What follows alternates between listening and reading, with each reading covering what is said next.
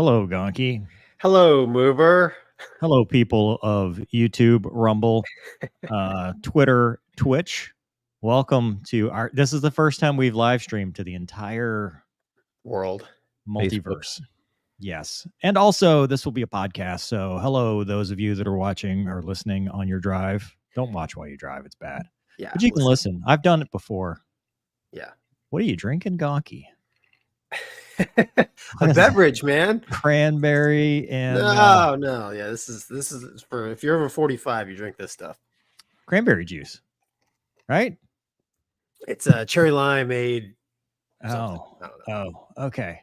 Well, cool. Well, welcome everybody. It's going to be a great show. We're starting early, and the reason we're starting early is because we have an interview with helicopter pilot Dave Delisio, and it was misleading.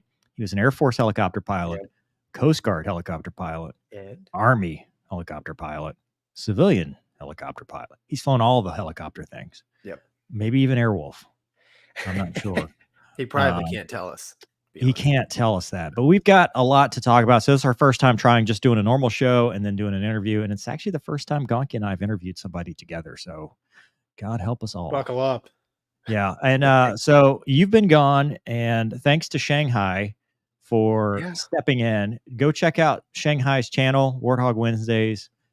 2 bags full is what it's called. He just did his first live stream last Wednesday. I watched it. It was pretty cool. I watched your Gonky mailbag. Trademark, copyright. Yep. Next time I'll get you an invite. Sorry about that. I didn't get the invite. I did watch though, and I heckled from the comments as any good wingman would do. Dude, how was your trip? Have you done a vlog yet? Because the kids at home would like to know what this is about. Oh gosh, that hurts my wallet. That's a RV on blocks for those that are not watching. No, we had a great time. I'm working on a little video. I've never done a is it vlog or vlog? Whatever. Vlog. Whatever. Vlog if you're a boomer, but vlog for everybody else. Okay. So but yeah, all the GoPro footage, it's kind of funky, but I'll put something together. I had a great time, and we made it back okay despite having some issues. So nothing money can't fix, apparently. Awesome. And in the chat already, we've got I'm the Gonky can't handle the Viper kid. They sent us another video that was more ominous than anything. Yeah, we can't share it for reasons, but it was pretty kids cool. Dude, I feel better about the future when I see stuff like that. Yeah, they're 100%. Cool. So anyway, let's move on. Douglas, welcome. Thank you for joining us once again. We couldn't do this without you. Let us start our first topic, which is the B-21 Raider did its first flight. I believe we have the video. Let us begin. It's on the YouTubes. Yeah, check that out. That's cool. Are you guys getting sound? I can never tell. Yeah, I hear it low, but I mean, what are you going to listen to? Dude, it's stealth. You're not supposed to. Yeah. It's supposed to be quiet. What I'm observing now is it has 3 landing lights. So is that Nellis? Expert opinion. No, Edwards. Okay. Edwards. So it's a test flight. I guess they leave the gear down the first time, which I think this is funny because they made this big deal when they introduced it of only pulling the nose out so you couldn't see the back. And then watch this. We're going to see the whole thing here with high definition cameras. And what is it? It's trailing something? Like some kind of sensors? Oh, yeah, it is trailing something. Yeah. Probably a fuel leak. So you can see the test boom on it. Now it's loud. You can see the orange test equipment on it, and it looks like a B-2 with less ridges. So it's obviously smaller. I saw a video of it like a little more in the evening flying away, and like at that angle, it looked like a UFO. It's pretty cool. Maybe it is. But see, there you go. It's like a mix between an F-117 and a B-2. Yeah. Like they had a love child. There's the mighty Viper. Yeah. Is that a 38 or a no? Viper, right, dude. Viper, you're right. A T-38. Gonky, how long have you been out? Dude, my eyes. Did you hit your head at the motorcycle place? I ate a lot of dirt. You're right. That is an F-16. Yeah, like a single engine, single tail, all the freedom. I've taken a lot of videos of airplanes. The B2, Whoever's right? doing that is good at it. Yeah. This is the B2. Stable. So he's putting his gear up because that's what they do. Wait, did they launch the B2 like to go 1v1? No, to 1v1. They're going to go see who can outrate the other guy. No, they do not. This exercise will involve $2 billion worth of airplanes. They're going to go and do uncooperative merge and see who is the victor. Just like they did with Fat Amy. Definitely smaller. Yeah. But it can be autonomous. So that's the thing. Yeah. And I don't know. But now we can see the tail end of both aircraft. Cool. That's really cool, man. And yeah, America wins. That's cool. I have no questions. Gonky, what do you think, man? About the B-21? Yeah. I mean, we need our engineer back on. Like, we're two fighter pilots. What do we know about bombers? Well, I don't know anything about bombers, but I looked at the cockpit of the B-21 and it has a giant center view blocking rail in it. Is that for the AI where the data sits? I don't know. All I know is if you're sitting in it, you've got a big pillar like that normally splits the middle. Is it two pilots? I think so. Or autonomous? So it's two people or autonomous? I'm sure it can be very autonomous, but I mean, I think the coolest part about it is it's on time and on budget. So far, yeah. I mean, they've got an airplane flying that is on time, on budget, and that's why they kind of bowed out of the next gen fighter thing, because they're like, no, we want to make sure that B-21, gets there on schedule, on time. I'm sure the F-35 program kind of widened everybody's eyes, like the next one needs to be better. So that's just my opinion, of course. There we go. Appearance of DoD visual information does not imply or constitute DoD endorsement. Views presented are Gonky's. Yeah, no one else's.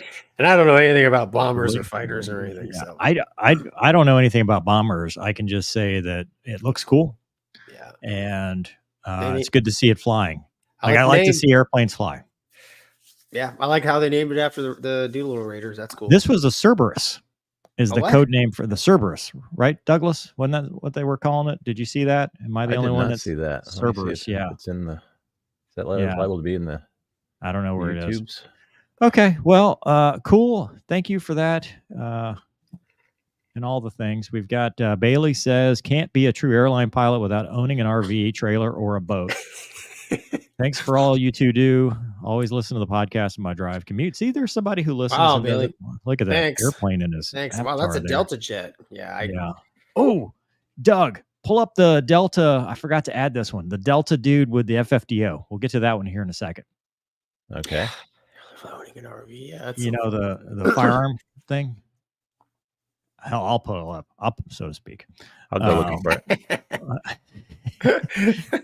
But the Delta guys had an FFDO that pulled his sidearm on the captain. And we'll talk about that article here in a second, because that was a couple weeks ago. You missed it, Gonky. We didn't talk about it last week. Aaron, thanks, Aaron. Longtime listener, says B-2 versus B-21. That would be a fun dogfight. My money would be on the B-21. Same. Smaller, newer. It's got more AI. A better thrust to weight ratio. Yeah. I saw a thing where somebody was speculating that it had a directed energy weapon, like a little bay for a DEW. Is that code for laser? Lasers. I want lasers on my next bomber. Raiders with laser beams. Dude, why wouldn't you want lasers? I'd put lasers on everything if I could. In fact, we had lasers. Just Yeah.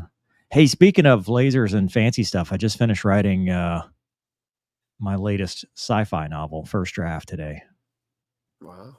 Yeah. Nice. When's that going to be? I have no idea. I'm accepting queries from publishers. I'm going to do this the opposite way. Instead of sending out a bunch of query letters, I know my worth. So if you're a publisher and want, because I can sell more books than most publishers can. So I'm giving them the opportunity to query me if they want me to go down the traditional publishing route. Nice. That would be your first one too. We're going to flip the script on that one. Yeah. Nice, man. Awesome. Yeah. But you've got some books coming out.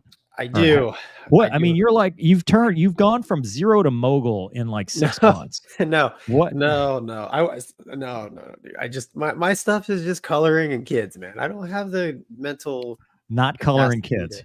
For kids. For kids. You're not coloring kids. Yeah, my Christmas one is for big kids and little kids, so Okay. we'll see. All right. Douglas, you got an article? I see you highlighting stuff. I am crazy for highlighting. I just can't help myself. All right. Is that the Stormbreaker, or is that it looks like it's the Stormbreaker and not the Philippine Air Force? It's the F-22 getting shot down. No, the F-22 getting shot down by the... All right. Ooh, this one's near and dear to Gonky's heart. The Philippine Air Force F-22 kill. Remember we did that video with the Rafale and the internet. Well, first of all, we got demonetized. That was step one because Gonky. But second, the entire internet got mad because they said, well, you're making excuses for the F-20. It's like, dude, I fought an F-22. Like, I've got quite a bit of time with the F-22, and everything it did in that video is not F-22 like.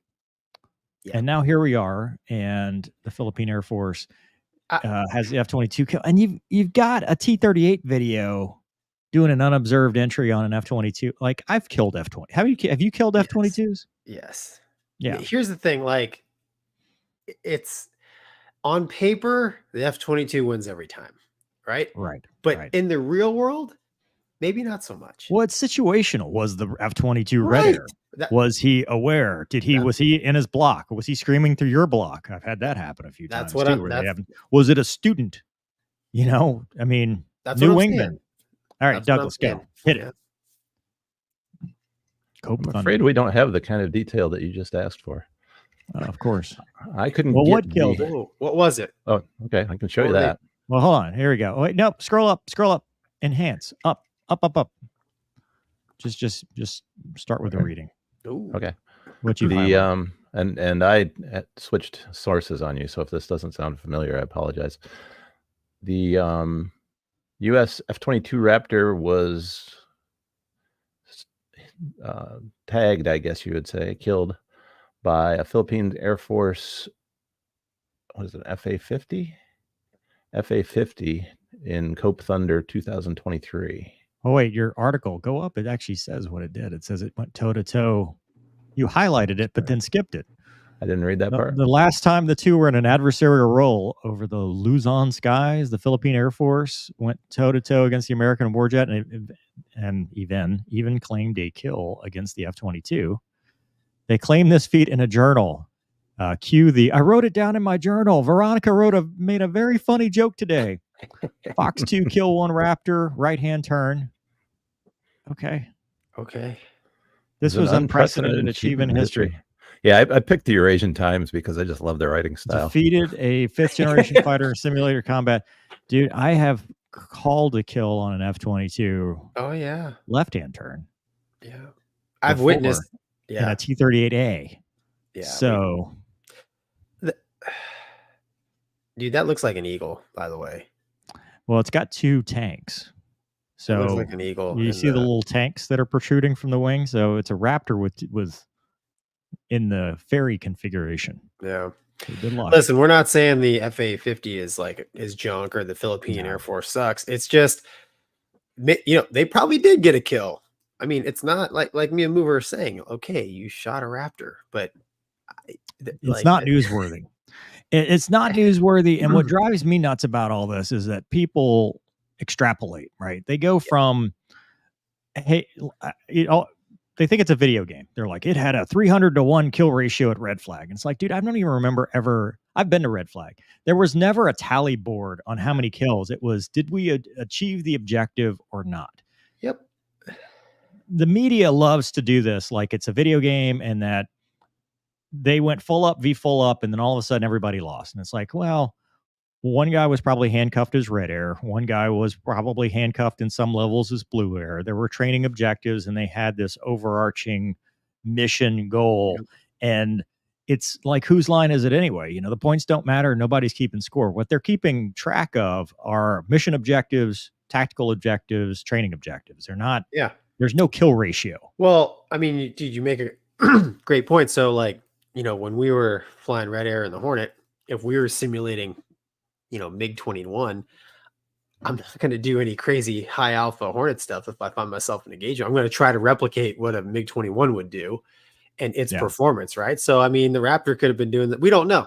It's you know, there's so many variables, and they basically sensationalize a Well, the thing is, training event. it's just not how it works. You Right. know, the nobody. I mean, maybe sometimes, but very rarely do you see a full up blue v blue. Like, Yeah. well, you see two countries that are like, no handcuffs, boys, just do it. Do whatever it is you do. Because 9 times out of 10, if they're allies, our tactics are very similar. So what ends up happening is nothing. We just end up like nobody wins. Right. So we have to, like, it's wasted gas, it's wasted training, it's wasted everything if we would go out full up v full up. So we go out and we say, okay, you're the red flight lead. You have training objectives that the blue air guys are trying to meet. And so here are your handcuffs. Here's what you're replicating. And sometimes we win.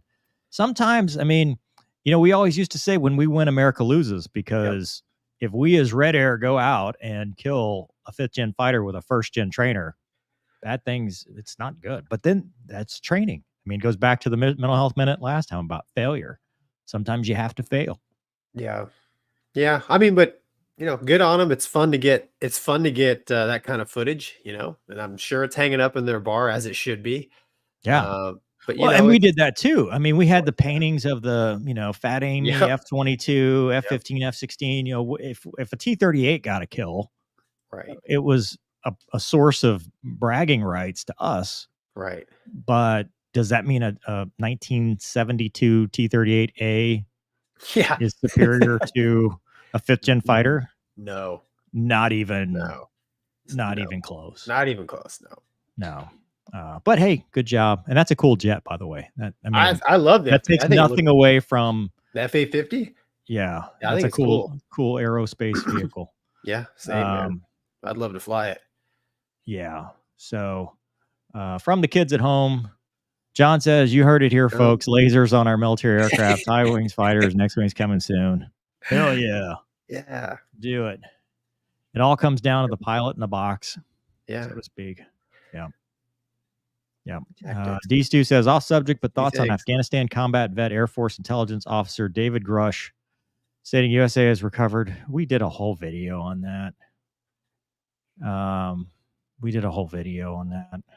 Remember that?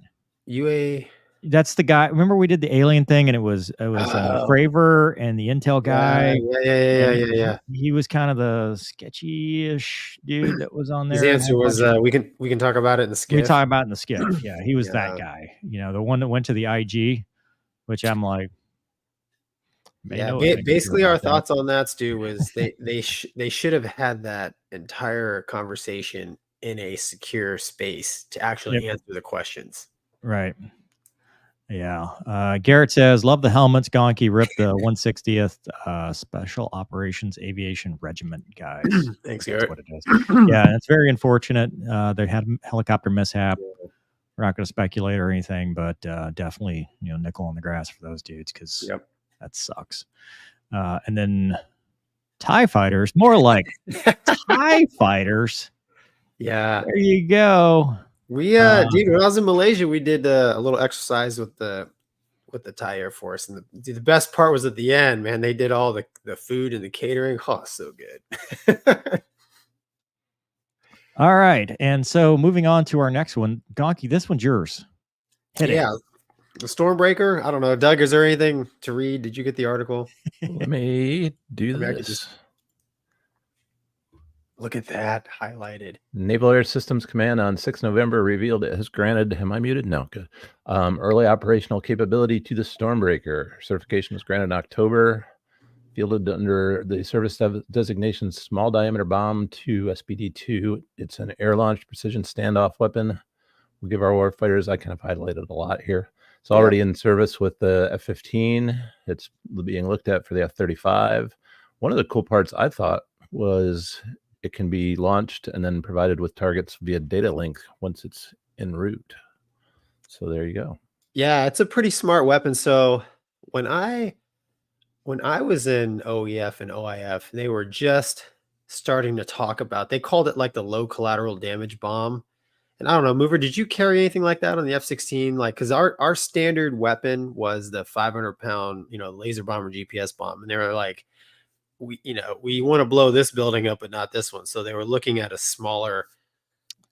Yeah, I don't remember what it was, like a V something, because it was it 250 pounds? It was concrete. It took was it Tritonol, the bomb stuff, the explosive stuff. It took it out and it was more concrete, so that it made less of a boom, more of a thump.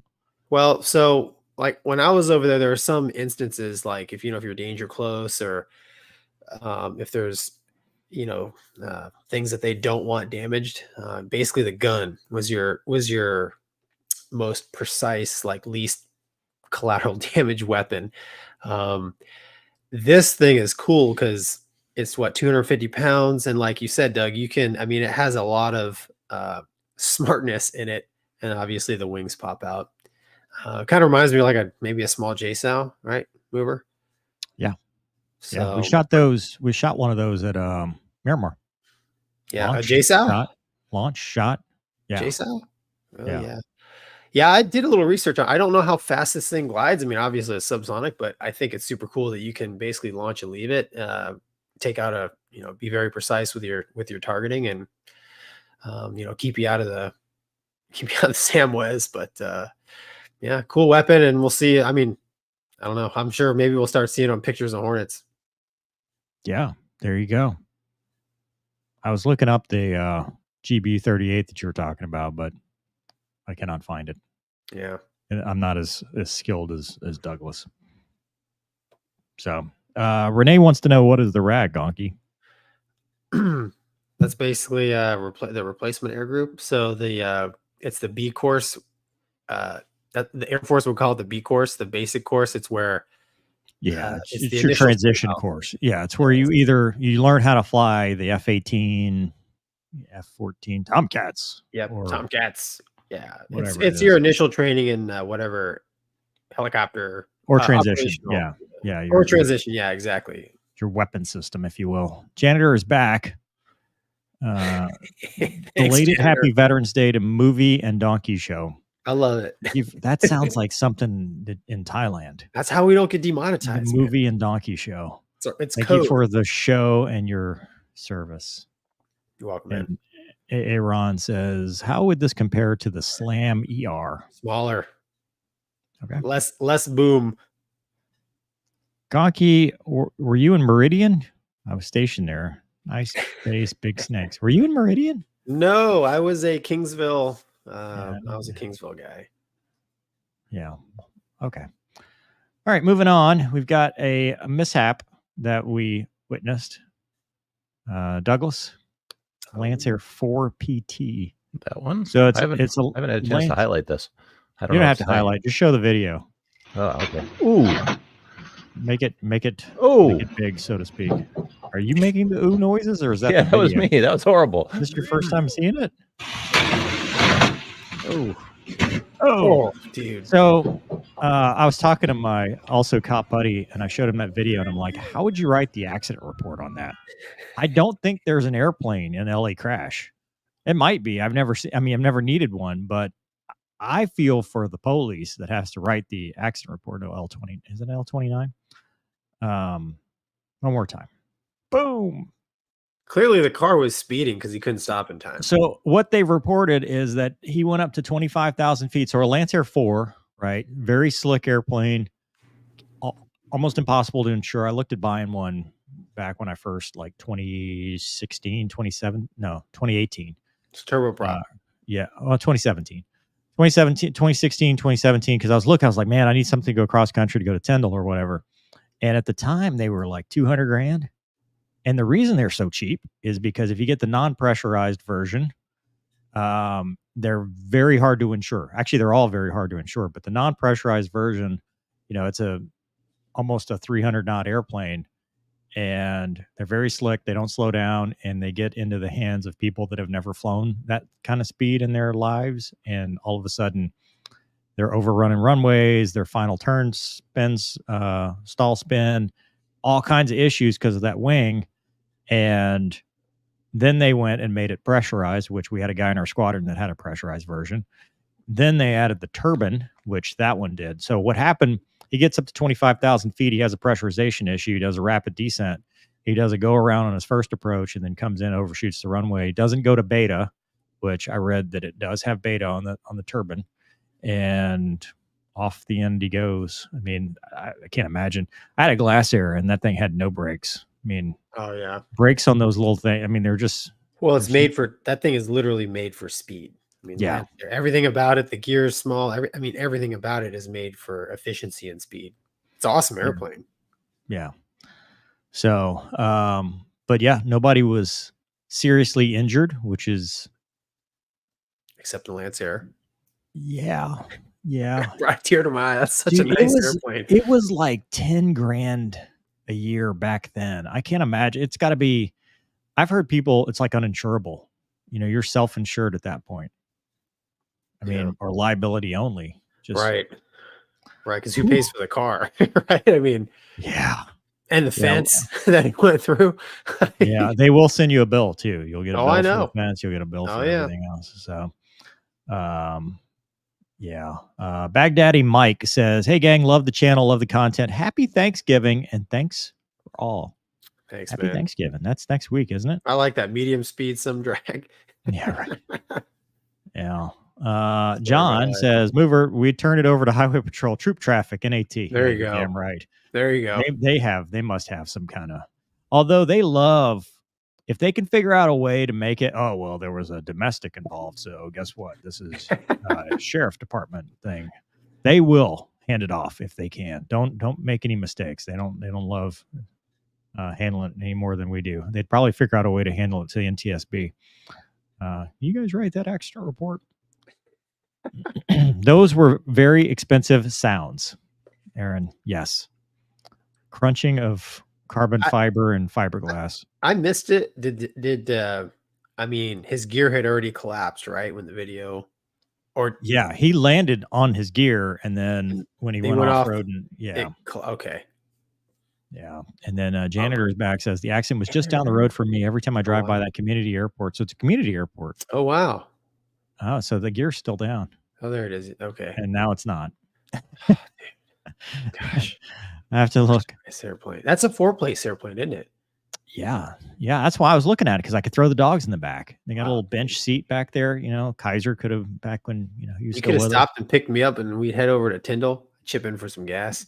I think it would have been more expensive than just driving. Of course it would. By the time we land, it didn't work out. Yeah. I was looking at that back in before the whole Hurricane Michael, like when I first got hired to go fly a Tyndall, I'm like, I can't make that drive. I'm gonna have to buy an airplane. And yeah, not so much. All right, moving on. We've got the FAA has appointed a committee for mental health. This is good news. That is good. Shall I read? Yes, please. The Federal Aviation Administration will establish a pilot mental health aviation rulemaking committee to provide recommendations on breaking down barriers that prevent pilots from reporting mental health issues to the agency. Mental health care has made great strides in recent years, starting like 1980, and we want to make sure the FAA is considering those advances when we evaluate the health of pilots, said FAA Administrator Mike Whitaker. Going to focus on increasing mental health training for medical examiners, supporting industry-wide research and clinical studies on pilot mental health, hiring additional mental health professionals to expand in-house expertise, completed clinical research and amended policy to decrease the frequency of cognitive testing in pilots using antidepressant medications, and increasing outreach to educate pilots on resources available. Yep. There you go. I think that's great. It's a step, although it's the government, so moving at the speed of government and the bureaucracy that follows, but at least they're looking into it. And the reason... Sorry. No, I was just going to say, like, who's going to be the first to press the test on that? Well, there's the other part too. And that's the problem they run into. You know, a friend of mine was talking about doing studies, and it's like, how do you get a pilot to be honest? Yeah. How do you get a pilot to go, how do you get a volunteer? Right. Right. I trust you with my certificate, because that's the problem right now. And even though they're going to say, well, here's immunity, you know, nothing you say here, people are still going to go, I don't want to. So the data sets are going to be off. Kind of reminds me of like SEER school when they're riding around the trucks shooting their AKs. We are your friends. Yeah. It's like, come on out. Like, yeah. like, wait, it's a trap. So I think that story. Thanks, Doug. You can kill that. Oh, look, there's a podcast. Yeah. On that, along those same lines, there's a recent story. I pulled it up while we were waiting. So a Delta first officer threatened to shoot a captain in flight. Yeah, this happened on October breakdown 18th, in CRM. 2023. A grand jury in the U.S. District Court for the District of Utah indicted Jonathan Dunn. I don't know why there's a there. For interfering with the crew of a commercial flight.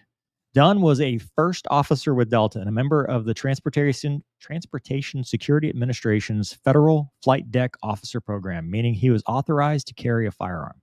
Unfortunately, on a Delta flight on August 22nd, 2022, so about a year ago, over a year ago now, that gun wasn't exactly used as intended. After a disagreement between the captain and first officer about a possible diversion due to a medical issue of a passenger, Dunn pulled a gun on the captain and said he would shoot him multiple times if he chose to divert the flight. Those are all the details we have about the incident so far. The TSA has confirmed that Dunn has been removed from the FFDO program. God, I guess so, huh? While Delta has confirmed that he's no longer employed by the airline, but the airline is refraining from commenting on this matter out of respect for the ongoing Aviation Authority investigation. The specific route of the flight hasn't been revealed, but it's not clear if the flight did end up diverting or not. Interfering with a flight crew is a felony that's punishable by 20 years in prison. And then they go on to say, what on earth is wrong with people? They have thousands of lives in hand. I don't really care what this person has to say about that. So, Gonky, you have the aircraft. But we're going to shoot you multiple times if you don't go where we want. Yeah. So here's the situation. You're flying, you want to divert, but your FO says, I'll kill you. Well, I mean, you have the aircraft. Dude, the captain is responsible for those captain's kind of authority. Right. Captain's authority. That's what he gets paid the big bucks for. And it's true. You know, you guys talk about it. If you feel strongly about, hey, I think we should go here, then you voice those concerns. But, you know, bringing lethal force into the equation seems way overkill. I mean, the whole idea, I mean, I get it. His jurisdiction is in that cockpit. But it's not to force his will on basic aviating, you know? So, I think he must have had a girlfriend in Utah. He had to get back to something. There was some reason he didn't want to divert. You better have more than a girlfriend in Utah, man. I mean, at this point. Well, it is the land of multiple girlfriends. Dude, overall, I mean, extremely poor head work. I mean, that's putting it. No, that's mental health. Right. Yeah, we're in the I'm pulling the fire handles level of mental health. We're missing part of the story, man. There's something else. Well, so I read somewhere else. I mean, I might have pulled the wrong article where it basically, you know, they're talking about this diversion, and then he goes, if we go down there, I'll shoot you. And he thought it was a joke. You know, the captain's like, haha, funny. He's like, no, seriously, this is my safety, you know, and he's gonna. But I cannot imagine from that point how you proceed. Right. Like how, because you still have to do all the crew, you know, below 240, drop the gear, drop the flaps. Like you still have to coordinate all this stuff. He's like, am I still the captain, or are you the captain now? Like, right. Because we're doing what you want to do. Now you're essentially, you've been hijacked. Yeah, 100%. You are no longer a crew. You are under duress. So how do you proceed knowing that the other crew member has now tipped their hand and is crazy? And follow-up question, what happens in this fictional scenario where both pilots are armed? We have a shootout at is the this OK Corral, dude? That's what like, is this justified now? I mean, who's got the bigger hat? Well, you would hope in that scenario, one of them would be cool enough to be like, all right, we'll go to Utah. Do they teach de-escalation techniques at this school? I don't know. I haven't done the FFDO stuff. That's amazing to me. But I mean, but de-escalation is part of like basic CRM coordination. Yeah. I mean, like we're taught some of that. Yeah. Yeah. Ooh, that captain earned his money that day. He probably pay protected for the rest of that trip. but then there's the other side of this too, is was it what they said? Right. Was it a joke that went wrong? Do we have the whole story? Right, because there's two ways this could have gone, right? It could have gone exactly as they said, which is he threatened him, said, "I'll shoot you," credible threat. They got back. He told law enforcement. The guy gets arrested, right? That's one way this went. The other way this went was guy makes an offhanded joke. Took it the wrong way. They continue as a crew. No one ever hears about this until the captain gets back and says, "Hey, that guy said that." And they go, "He said what?" And then they go arrest him. Right. And now they're pursuing charges. Both scenarios are bad for the FO. I'm not justifying what he did. What I'm saying is one scenario is very dramatic and pretty much an airborne hijacking. And one scenario is, the dude's kind of a dumbass, but right, he's never going to fly again. There's two different things to me. Yeah, no, like you said, one scenario is potential German wings kind of catastrophe. Right. And the other scenario is it's a bad joke. You're an idiot. Right. You shouldn't be joking like that and that has happened. I think it was in Australia recently where, the guy pulls his gun. It was don't spoil something. The guy's like, "Oh, it's Top Gun Maverick." That's why I was reading it. So a Australian law enforcement officer pulled his gun and said, I'll shoot you if you spoil Top Gun Maverick, because he hadn't seen it and his coworkers were joking. But that was a joke.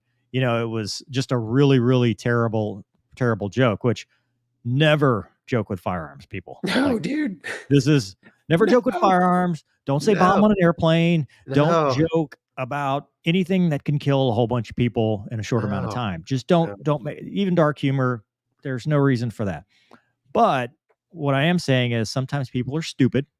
And even at the highest levels of aviation, we have dealt with stupid people. Oh, yeah. And I just wonder. Yeah, I just wonder what level it was. Because, there's always the three sides to every story. Yep. What is the actual truth? And the only way, I'm sure they pulled the CVR, cockpit voice recorder. Yep.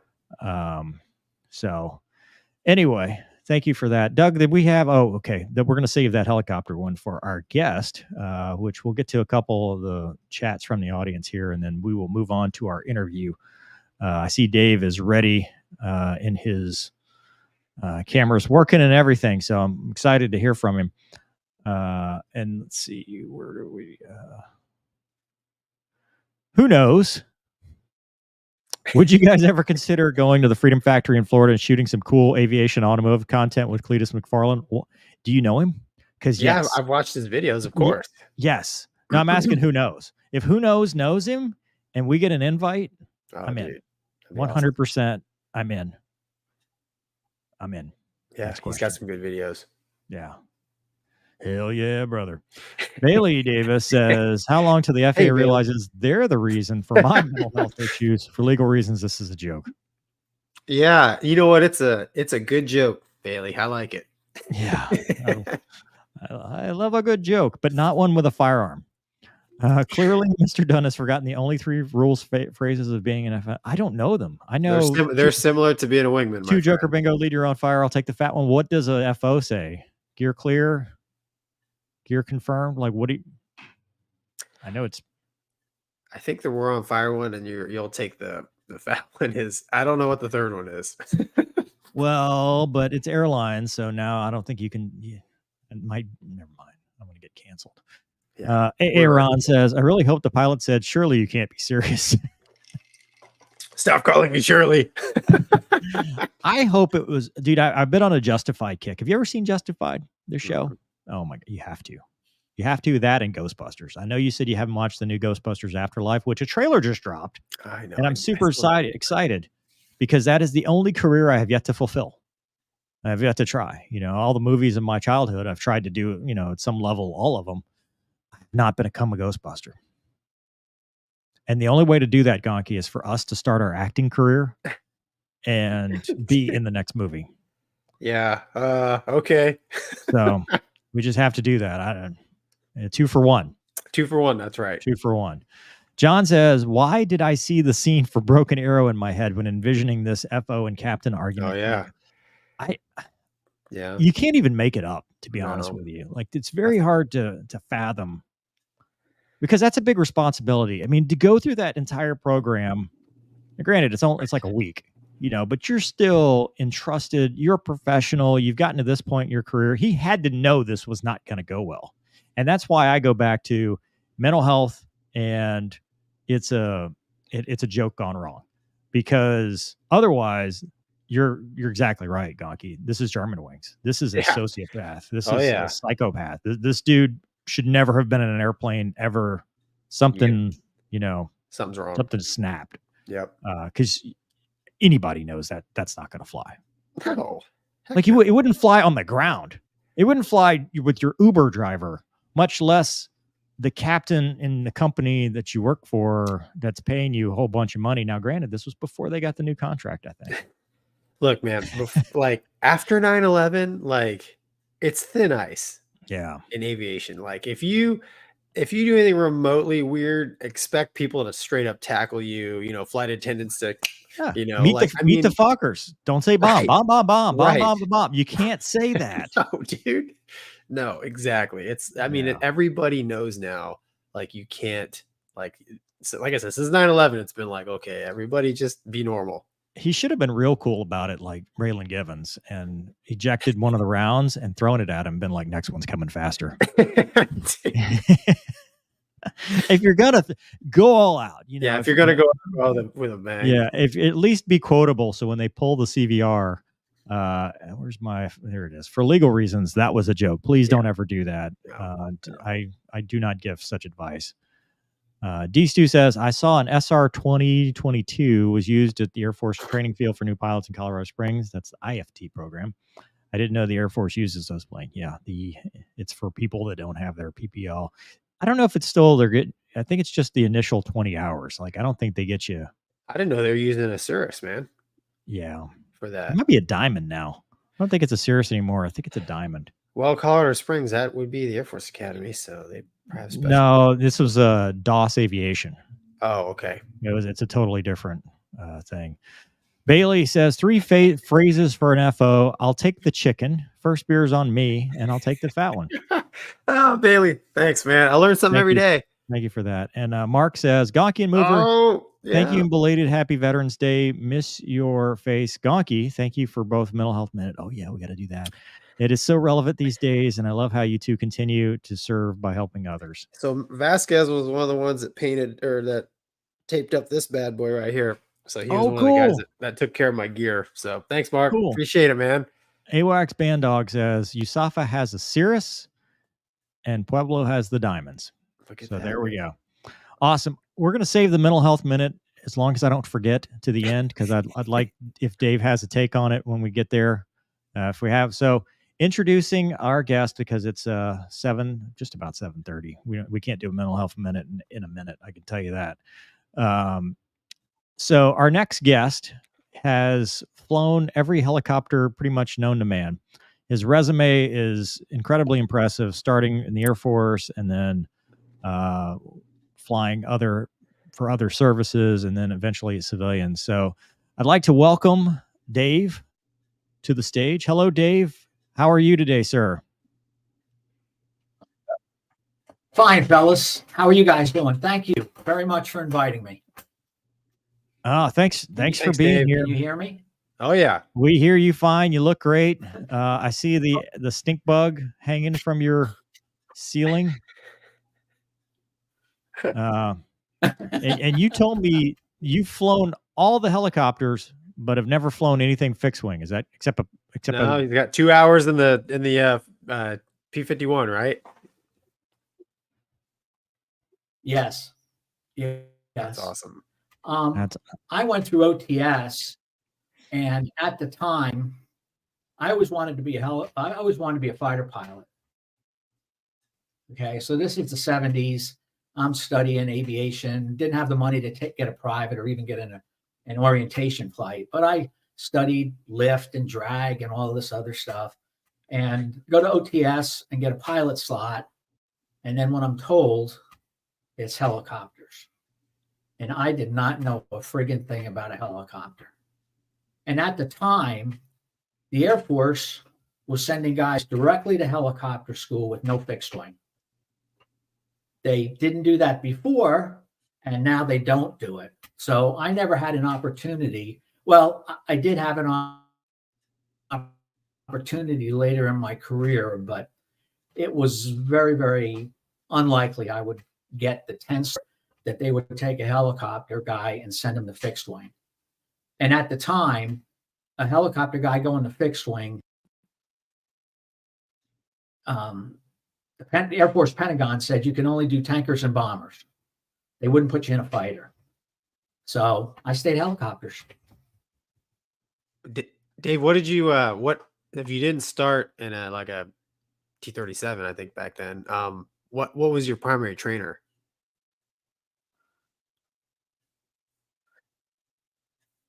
It was called the TH-55. It was made by Hughes. It was had a 360 horsepower IO piston engine. Oh, okay. The thing looked wow. like an OH-6, but smaller. Oh, okay. It would probably fit in your garage. And they had it inside a building for you to learn the pre-flight. It had, it was 2 persons, and we got 50 hours in it. That's it right there. Okay, except they were painted orange, so if you crashed, they could find you in the Alabama, I love it. Was this at Fort Rucker? So were you with the Army? Well, there was an Air Force squadron at Fort Rucker, and we had a class of 6 guys, and we were attached to an Air Force or an Army class.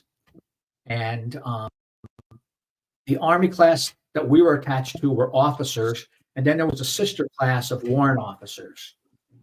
And we really didn't intermingle too much. The officers did, but we didn't intermingle with the warrants. So yeah, I did 50 hours there, and all in civilian instructors. Actually, it was DOS aviation, and yeah, and then we moved on to UEs. Did you have any flight time? Yeah, and I'll tell you, no. I took the AFO-QT test, and I don't know what I got, but it said you're going to be a helicopter pilot. And I was so naive that during OTS, toward the end, I went over to headquarters Air Force Randolph personnel, not even a second lieutenant yet, and asked for a transfer to fixed wing. And the guy looked at me and said, "Get out of here. You might be able to apply after your first or second gate."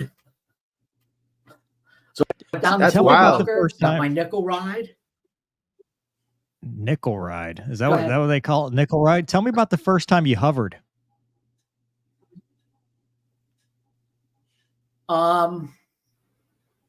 It was so funny. I soloed at 12 hours, and it just came on. I had one instructor, an old gentleman, an old good old boy from Alabama, okay, and he was kind of a screamer, and I didn't do too well with him. Matter of fact, I got it down, and I was able to get a new instructor, and this guy was a grandpa. He actually flew B-17s over Europe in World War II, and he's teaching people primary helicopter flying. But I don't know, it just all of a sudden the light bulb came on, and it was like, hey, I can do this. But the nickel ride, you went out, and my first instructor, I'm from up outside of West Point, so I'd never been down south before. So that was a whole cultural thing. He's got a cup, and I think it's coffee, and he's spitting in it. Never saw that before. And we took the doors off this thing. And we take off. It's like, man. Again, other than being in a commercial airliner, I had never flown before. Wow. But it just seemed to work. And one day, we're out at the stage field, and my instructor said, I'm going to go out. I'm going to get out. You can go ahead and solo. Do 3 turns in the pattern and come back. But hovering just, I don't know how to explain it. It just, the light bulb came on. The hover Yeah. button. So So the this hover is button. 19. This is Yeah, 1979. Where'd you go after that? 79. Went to Homestead. Moving. Yeah. Went to Homestead. We got to, when we, toward the end of flight school at Fort Rucker, we did a month-long thing called Air Force Unique. And it was Hueys equipped with TACANs, because the Army did not have TACANs. Wow. And we had to learn TACANs because that's what the Air Force did. And then went to survival school up at Washington State at Fairchild, and then went out to Albuquerque and learned the N model course, took that, and learned Air Force search and rescue procedures and some other things. And then they sent me down the Homestead. And the 31st TAC Fighter Wing was there, and a reserve unit. There must have been 105 F4s on that field. Wow. And some of them, they were Ds and Es. Some of them had stars on the splitter plate from Vietnam. Yeah. And this leads me to the story that I teased you with, Mover. I think it was 1982. And you guys know about this. You know the aerostat down at Cudjoe Key? The blimp that's hanging from Cudjoe Key? Yeah. Yes. Yeah. In the Key? Okay. All right. Yeah. Okay. Yeah. Well, it broke loose one time, and they didn't know what to do with it. But at night, it descended, and some fisherman tied it off to the back of his boat. You know where I'm going with this. The next morning, the helium heats up, and it starts to pull the boat out of the water. Oh my gosh. And the guy cuts it off. Okay. And yeah, exactly. Okay.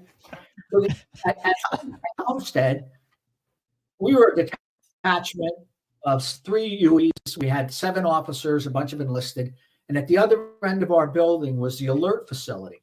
And they had 4 F4s on alert, either Ds or Es. They were manned by the instructors from the 31st, because the 31st was doing what I was told was RTU. They were training guys. Yep, that's a picture of it. So I think it was 1982. Yeah, I'm pretty certain. They launched 2 F4s because this thing was becoming a hazard to navigation. They launched 2 F4s and they shot it down. They used the F4 has the first balloon shells. The first, and they shot it down. they hit it with a heater or the gun? No, they used the AIM-7 Sparrow, a radar. Oh, radar. wow. Okay. Wow. And everybody knew about this. This was going on for about 36 hours, and they finally decided that's how they were going to get rid of it. So there was a lot of excitement on the base. And sure enough, when those guys came back, the crew chief and the alert facility and the hangar painted a balloon on the engine splitter. Perfect. On the left Oh, side. that's awesome. And that was, yeah. Yeah. I'd claim it. They don't know. I would totally claim I don't that. know whether they ever found out why it broke loose. Oh my Yeah. gosh. Yeah. So, Wow. yeah. So where'd you go after Homestead? But we down Homestead, Andrews, flying VIPs, and Did he hear they you? had a mission there. Yeah. They had a mission there to evacuate DC, all of these VIPs in case of, a launch of a ballistic missile. So we had places we had to go fly them. We did that, and the Army had a portion of it, and the Marines had a portion of it, and we had a portion of it. But yeah. Did you Down have to at dress Homestead, up to fly them our main around? job was to support. Well, for a while we were wearing, I think they were class D's or C's, the open collared shirt and pants. Oh, And then they got us some blue looking flight suits. Oh, okay. Yeah. And we flew single pilot. We flew with the flight engineer in the left seat and the pilot in the right. And these guys were really good. Most of them were like senior master sergeants. They had medals from their, shoulder down to their waist. They did a lot of the search and rescue in Vietnam, with the jollies and the super jollies and all of that. Yeah, they were really very good. They were our navigators, basically. And we flew 2 sorties a day just for training. And at the time, we would go out to Dulles Airport, which was not very busy at all. And they wanted movement. The FAA wanted aircraft out there, to keep the power open and everything. And we teach our flight engineers how to fly the aircraft. Oh, cool. Some of them were pretty good. There was a Sergeant Rodriguez, Rufus Rodriguez, I remember. He could do a touchdown auto on that Huey. It was, Jeez. Yeah. Dave, did you get to carry anybody? Did you get to carry anybody not famous, but high ranking, or did anybody ever come? I mean, did you ever carry anybody out of DC? Oh, yeah. Well, a lot of times they would want to ride from the Pentagon over to Andrews to get on a fixed wing. And actually, my first VIP after I got checked out was the SecDef, Casper Weinberger. Wow. And that was basically it. Did a lot of training and standing alert, things like that. So, yeah. Was that down just at the 3-year Homestead? We tour? supported the Water Survival School. It was a little over 3.5. Okay. It was a little over 3.5. I was there. Yeah. So what at Homestead? We've cut you off 3 times. I'm sorry. Too. So. At Homestead, we supported the Water Survival School. If you were in an aircraft that had an ejection seat, you went to Water Survival School at Homestead instead of the big pool up at Fairchild. And basically, we didn't fly on Mondays. Tuesdays, water survival instructors would parachute out of our UE into Biscayne Bay while the students watched. Then the next day, all the students got to parasail, disconnect, float to the water, to the surface of Biscayne Bay, get into their raft, and sit there. And then we would come out, they'd signal us with the mirrors, all these flashing mirrors all over the place. And we'd come out and we'd pick them up about 15 feet out of the water so they could experience the spray and getting onto the force penetrator with the flotation collar and all of that. So we'd pick them up 15 feet, put them back down, go to the next one, just like little ducks. And that's basically the mirror what actually we did. works. They did classes. Oh, yeah, the mirror works and C-dye marker works. Yeah, the mirror really works. But they did 2 classes a week, and anybody who had ejection seat aircraft, that's what they did. So, funny story about that. We had a flight engineer. The flight engineer would sit in the doorway of the UE with his feet out, and we were all very experienced. They always carried a can of whipped cream. And if the water survival instructors mentioned to us that a student, and they wore football helmets. Okay, this is real high tech football helmets. If they had a student that was really being a jerk, they'd let us know, and they were numbered on the hat. And they'd say, "Hey, can you give special treatment to number 5? He's coming up." Flight engineer would lift them all the way up to the doorway, not bring him in, and fill his football helmet full of whipped cream because he was being some kind of jerk or whatever. So, yeah, That's awesome. yeah. Yeah. Don't piss Yeah. off the flight And engineer. then So about once a month,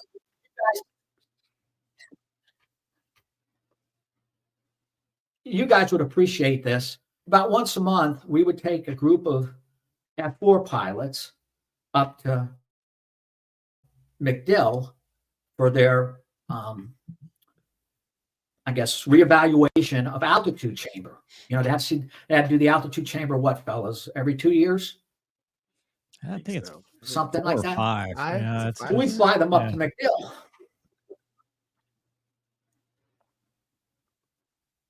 Yeah. Anyway, we'd fly them up to MacDill.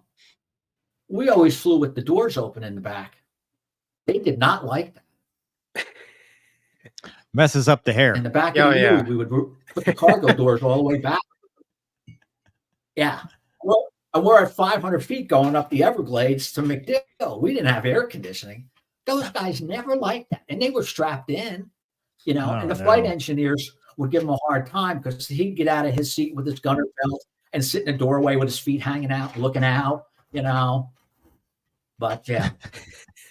So, That's awesome. That is I have awesome. a question for That's you. Yes, sir. Okay. When you got to your unit, did you guys have weather minimums?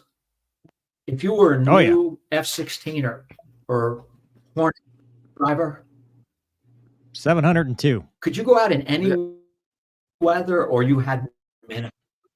You had minimum. 702. Yeah. Well, if we For were an on the ship, inexperienced guy. For an inexperienced guy, 702, 500 a mile and a half, then 301. not in the Navy, it was 200 and a half, or 301, I think, on shore. And then at the boat, it was, if they launched you, you were going to recover. It didn't matter what the weather was. Yeah. So if you find yourself at the end of the cat stroke, it's like, well, whatever the weather is, we're landing. Okay. Wow. Yeah. A few months before you I guys got in the helo? Well, we always flew dual pilot. So we had regular weather minimums, but it had nothing to do with how experienced we were. We were always dual pilot. Okay. And our UEs didn't have an ILS, so we had to use a PAR if we did any precision work. And some bases didn't have a PAR or a controller. Homestead did, Andrews did. Other places, they got a waiver from the requirement to have precision approaches during training. Yeah. So I can't remember the minimums, but I think it might be just whatever your approach minimums would be. You know, you could take off as long as you could get back in on an approach. That was it. Right. Yeah. So Yeah. before about 3 months before I got to Homestead. Go ahead. No, you go ahead. Go ahead. Oh, we had that UE was a Ford F-150 pickup truck. We did everything with it. We carried all sorts of stuff. We had a requirement to carry a sling load. So they built a 500-pound hockey puck.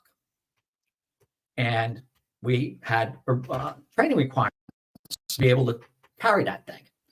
About 3 months before I got there, they had an incident. And the UE had two ways to drop a cargo sling under the aircraft. You had a button on the cyclic, pinky button, or you had a little pedal between the two anti-torque pedals to manually do it. Well, they had a guy visiting from headquarters, rescue, and he was getting some flight time and some currency. And they picked up the 500-pound hockey puck, and they took off from Homestead down at the west end where it was in the grass. And they did a pattern. They came out over the base, and they dropped the hockey puck onto a gas station parking lot. And fortunately, didn't hit anybody, but made a hell of a hole in the ground. Oh, I bet. And the guy swore he did not touch it with his pinky. So, yeah, safety came out. Just blew. They had to check the wiring and all, I don't know, 80 and model UEs and everything like that. But Yeah, I saw a picture of it. It I think he touched it, because they ended up modding that little pinky button with a cover around it. So you had to lift the cover and then hit the button. But yeah, what a hole. They were so lucky. I think it was a Exxon station or Esso station. Missed all the cars, missed the building, landed in the parking lot, right through the asphalt and everything. So you went to Creech after your VIP tour? Yeah. Yeah. That's why the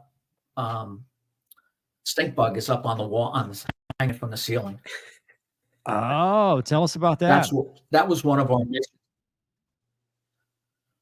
Well, I got orders to go there.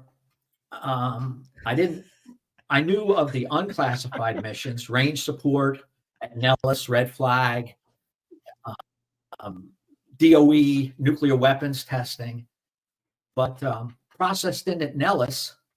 And one afternoon, one of the processing centers, I went into a room with a couple of people, and then we went into another room, and then we went into a skiff.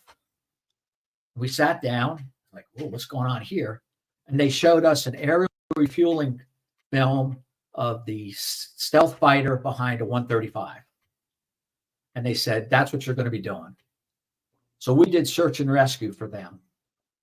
We stood alert at night while they flew up at Tonopah. Okay. Oh, very cool. And yeah. So so you did a lot. Got of a chance to go up to Tonopah, and it was they had facial recognition and an eye reader and everything, and got to go in the hangar and see the thing, sit in the cockpit. It's pretty cool. It's pretty cool. So you left there, and then on the other side of the base. Yeah. Downsizing. Okay. And I had made my second gate, and I was going to a desk job. They closed the squadron. The major general at Nellis didn't want helicopters anymore. That's why we were at Creech. He wouldn't allow helicopters on station permanently at Nellis. So I always wanted to stay in the cockpit. That's what I wanted to do. So I went over to the Coast Guard and flew out of NAS New Orleans, Mover. Yeah. The Dolphin? What'd you fly? The Dolphin, the Coast Guard Dolphin. How'd you like that? I tell people today, if you want to be a helicopter pilot, I loved it. Those guys are crazy. You think that stuff that they do up in Alaska is crazy? They do that all over. I'll tell you a quick story. I got checked out in that thing, and I'm working SAR, and we get a call at, 2:00 in the morning. 00. Coast Guard doesn't have weather minimums. You take off. And this aircraft had a flight management system that was amazing. It took me 2 years to learn all about the flight management system. But anyway, case to go out and pick up a sailor on a motor vessel, big ship, coming up to Houston. So we take off at 2 a.m, 00. Things got 4-axis autopilot, auto hover, all radar, all sorts of stuff. Plug all this information in, and thing goes out, does an intercept. Put the ship's course and speed in. It knows your course and speed, and it goes right there. Wow. They had a procedure to get down to the water. And one of the most dangerous things for rescue helicopters is from cruise altitude, 500 feet, whatever, to get down to a hover at night. Now, we didn't have goggles. We didn't have NVGs at the time. Because in a helicopter, if you're not careful, you'll start to back up, descending to the water, because you can't see anything. And the Air Force had lost some helicopters years before in that. But the Coast Guard had a computer program that did this for you, hands off. And they also had a manual way to do it with a stopwatch or the clock in the cockpit and calling out altitudes and airspeeds. So we get over top, can't see. I mean, it's IFR. We can't see anything. Can't see the water, can't see the sky, no lights. Plug this in. This thing does a teardrop approach, comes down to a 30-foot hover over the water in the middle of the Gulf. We still can't see the water. Flight mech is in the code, was what they use the name in, or is a name for flight engineer in the Coast Guard. He's in the doorway with an Aldous lamp, and we can beat down from a hover 3-foot increments. Can't see the ship. The ship is 800 feet in front of us according to the radar. We got the landing light forward. We get down to 20 feet and we can finally see the water. Nothing else. We start slowly moving forward. Slowly moving forward. Ship is coming to us. Still can't see the ship. I'm like, the pucker factor is like, whoa, way up. I'm wondering what happens if a wave comes and we're at 20 feet, you know? And that later happened years, not too long ago, with an H-60 up in Alaska. A wave took them out while they were hovering. Anyway, we get, all of a sudden, we start to see this black thing in front of us with the landing light. It's the friggin' size of the side of the boat. We're 20 feet, 30 feet in front of the boat. All we see is this black steel wall. So we use an increase, decrease switch, and we climb up at 3-foot increments. And finally, we land on a hatch cover. And Corpsman gets out, takes care of the guy, puts him in the aircraft. We take off, IFR, all the way back to New Orleans, land at a hospital. But that was those guys got a set. They really do. They really do. To trust all of that avionics. And, you know, we just followed the radar. And it was that good. But, yeah, it's crazy. They do some amazing work. I tell people, if you don't want to shoot anybody from a helicopter, go to the... Dave, was that your favorite helicopter? Go ahead, Gonky. Was that your favorite helicopter, the Delphine? Kind of hard to tell. I got the most hours in it. I did like the twin engine Huey, but yeah. I guess so. I've flown about 10 different aircraft. It's kind of hard to really tell, you know. But we did some pretty. Yeah, the Coast Guard unofficial model was you had to go. I'm sorry. I was going to say, you left the Coast Guard and went to the Army after that? Well, the Berlin Wall ended. All of a sudden, the Coast Guard had too many pilots. I wasn't an academy grad, so I got rifted. And I was fortunate that I got recruited by the Maryland State Police to be a civilian helicopter pilot for them because they had Dolphins. So I went up here to Maryland and flew for them, and I wanted to get my 20-year letter. And there's very few Air Force Guard or Reserve helicopter units. So I went into the Army Reserve or Guard and flew for them until I got my 20-year letter, you know, and I flew for the Maryland State Police. I was their first civilian pilot who wasn't a former police officer. And they flew a pilot with a medic. That's how they did it. Yeah. And I flew for them. Sure. Yeah.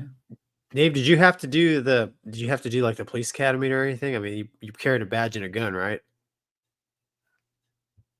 No, I did not carry a badge or a gun. I didn't have to go through the academy.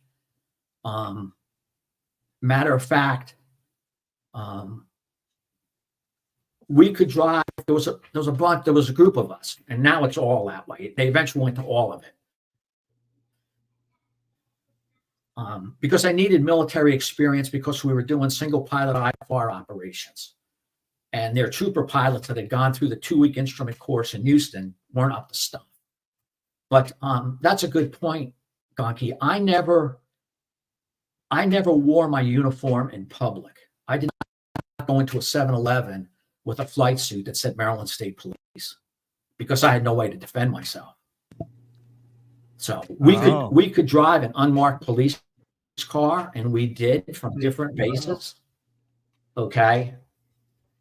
And they did give me a bulletproof, but I only needed to use it once. And I put it underneath the seat. So no, I did not carry a gun. So you couldn't arrest anybody. You were just no kidding. Going to a 7-Eleven. You know? Go ahead. So you couldn't arrest anybody. That's right. That's right. Our medics were troopers and medics. And if we did law enforcement missions like high-speed chases or whatever, the fact that we had a law enforcement officer on the aircraft was legal. Yeah. What'd you fly for the Army? So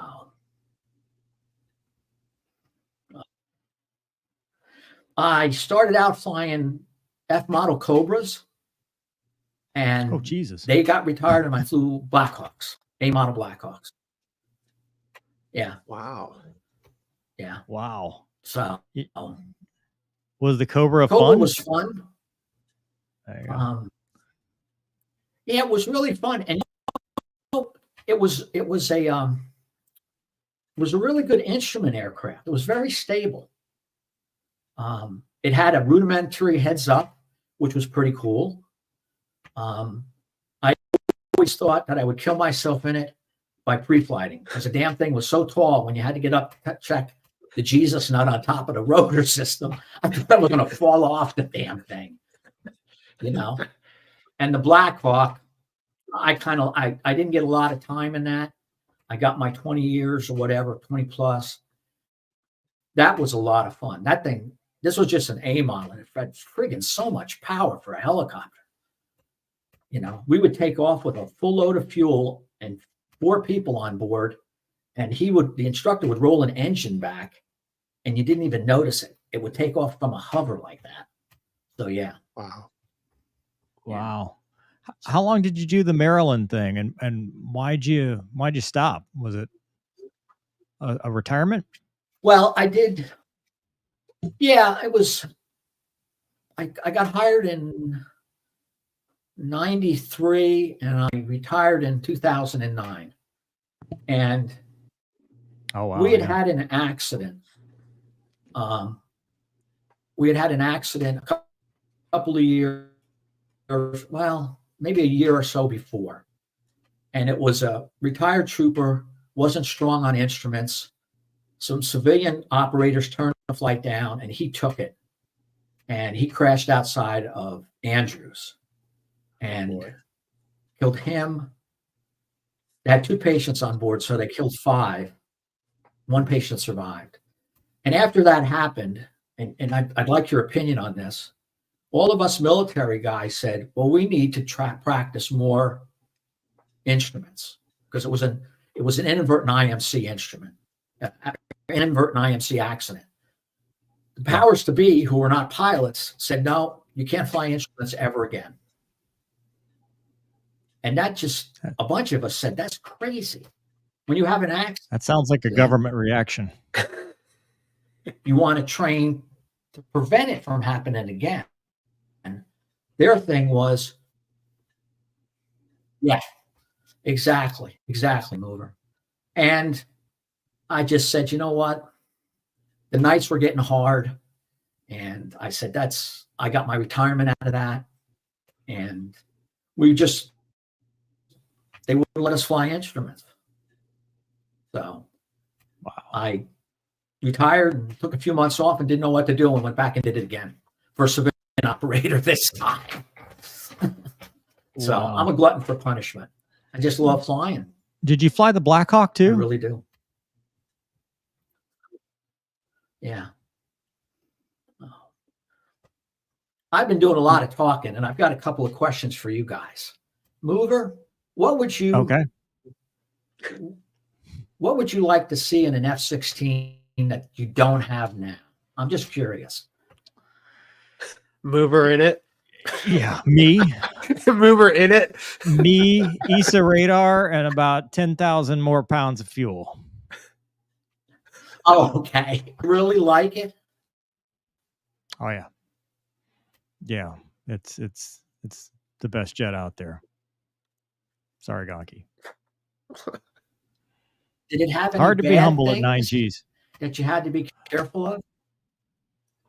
Oh my God. Oh my God. Yeah, I mean, you had to be careful not to put yourself to sleep because pulling 9Gs hurts. I flew the Block 30. The radar wasn't all that great. Single engine. So if you lose an engine, you've got only a few options left. But it's a great airplane. But wait, hold on now. We didn't get. Right. Your career is still storied and not over. I've got the list here. So what did you do after Air Med, right? So you flew an EC-135, and did you fly the Black Hawk? Yeah, no, I was still in the Maryland Guard, and I had gotten, I don't know, 21, 22 years, and I retired from there, got my letter, and I went to work for Air Methods at a Hagerstown airport, and we flew an EC-135 medevac. We did hospital, we did road medevacs, and we did single pilot IFR. That was another nice aircraft. It had a 3-axis autopilot, great flight director, great stabilization system. Yeah. So, and then night shift, really hard. They let you sleep, but at 2:00 in the morning, you get called to take a mission. And it just took my brain longer and longer to process the weather and all of this other stuff. And it was like, you know what? That's it. That was fine. So, Yeah. and then I you fly left that to part-time go now fly. for a fellow that I used to fly. Go ahead. What do you fly now?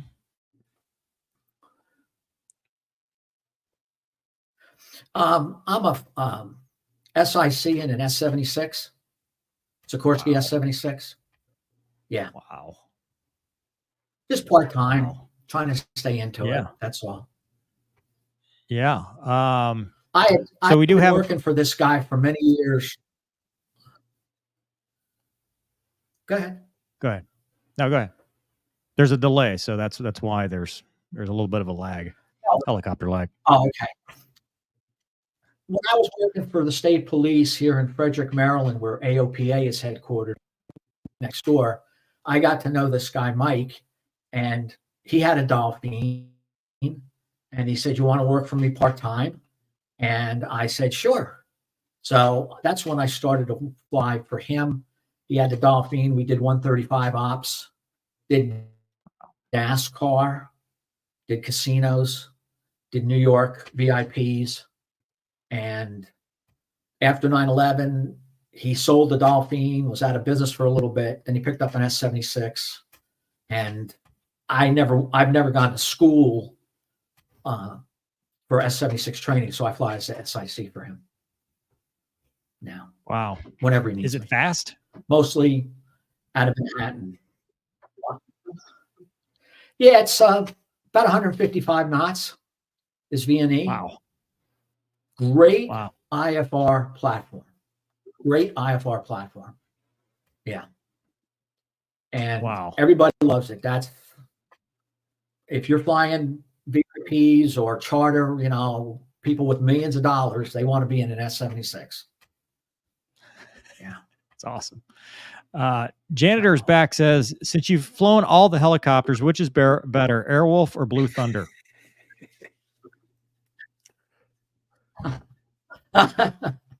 Well, I don't know. I watched the Airwolf series. I remember that Blue Thunder. It's Hollywood, It is Hollywood. So, I don't know what to say. Do you? What David's trying to say is Airwolf. That's what I heard. Yeah. Do you have any cool cop chase stories? If you were Maryland State Police, did you do anything fun with them, like high speed chases? They were a blast. They were so much fun. We did a bunch of them, and I always enjoyed them. They gave us no training on those, okay? And they really didn't give us much training. You know, I'd done medevac before and landed on roads and all sorts of stuff like that. But give you two quick stories. Working one night, listening to the scanner down in Montgomery County, south of Frederick. The sheriff's department's chasing a guy on a motorcycle. I got my medic with me, Carl. Kind of quiet night. I said, Carl, why don't we go airborne and see what we can do? So we get airborne. Nice clear night. Again, no goggles.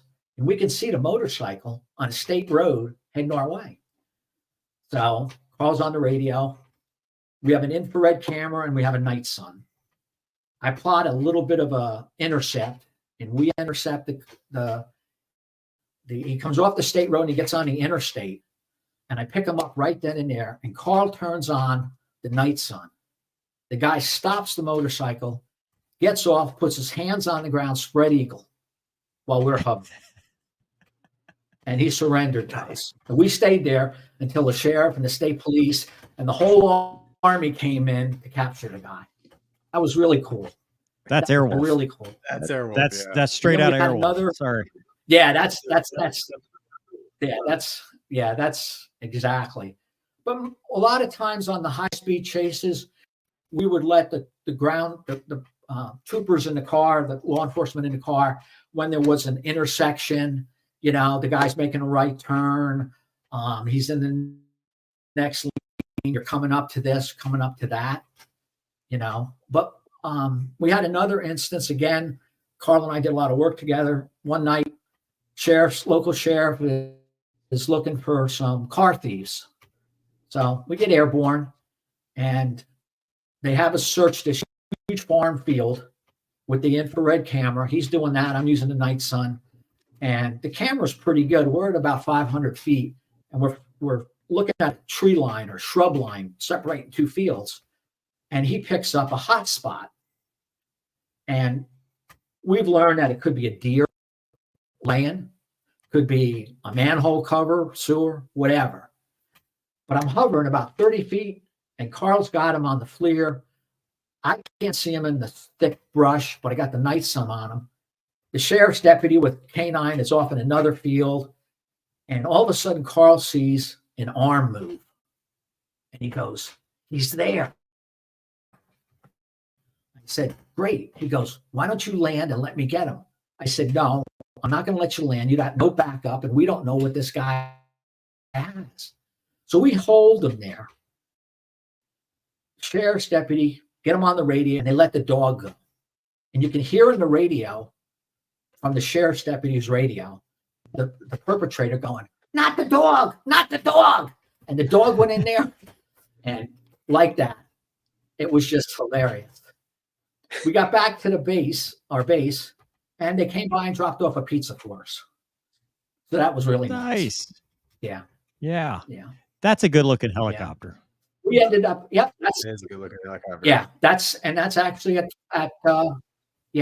that's Trooper 3. That's where I worked most of the time. We were all over the state. Yeah. Did this have the same autopilot as the Coast Guard one you were talking about?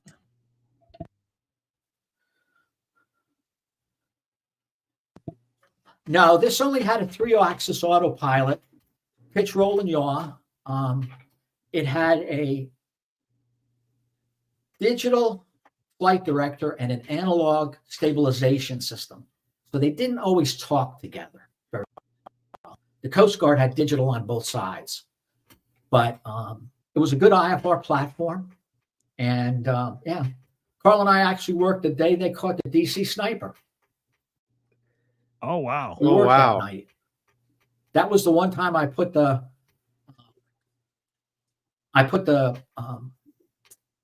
bulletproof vest under my seat, because we heard on the radio, and they were at a truck stop about 10 miles from our base, and we went airborne. They just had us orbit, turned off all the lights and everything. And we didn't know it at the time, but the FBI showed up in a 412 and they were completely blacked out. And we were there in case of a medical issue. We were not going to, do anything law enforcement. But they caught the guys, and we went back to the base, refueled and got ready for the next mission. The FBI showed up in this 412, Bell 412. Fellas, I never saw a rifle so friggin' big in my entire life. It was an anti-sniper rifle that they were going to shoot out of the side of the helicopter. Okay. It wasn't until years later that I got to see a 50 cal, rifle. That's what this thing looked like. Oh yeah. my gosh. Wow. Yeah. That was pretty. Garrett asked, have you ever been in an HH-60 Jayhawk? Yeah.